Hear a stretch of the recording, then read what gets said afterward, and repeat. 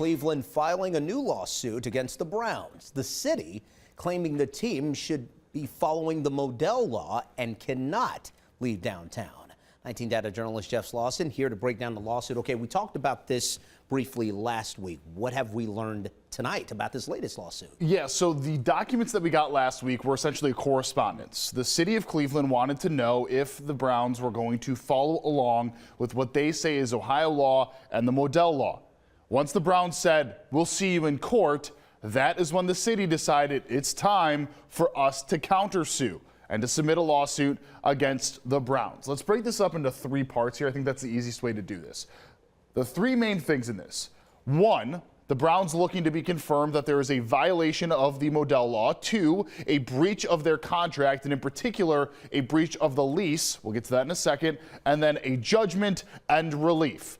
Let's get to this breach of contract that we were just talking here. The specific part of the breach goes along with the violation of the Modell Law because in 1996, when the new Browns organization started following the relocation, the determination was once the team signed on, any current owner and future owner would have to abide by any Ohio law. That is in the lease. And according to the lease, if you do not abide by the law, they are basically not agreeing to the parts of the lease. The Modell Law is a law under Ohio law. So that would mean that by not agreeing to the Modell Law, the Browns are in breach of the contract, which obviously could lead to many different areas.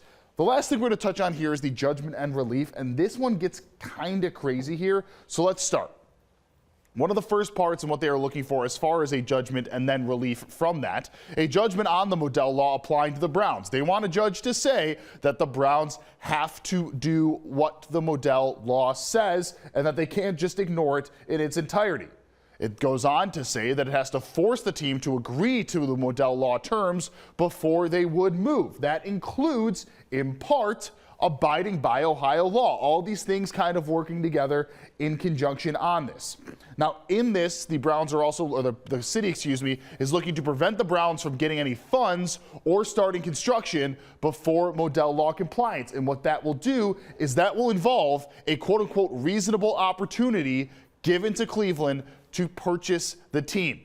If all goes the city of Cleveland's way, if the Browns don't offer the chance for the city to reasonably purchase it, they would not be allowed to move. That's at least what they are looking for. They are also looking for, which I find kind of trivial in all of this, but I think important to mention, $25,000 in damages, including anything else that a judge could determine.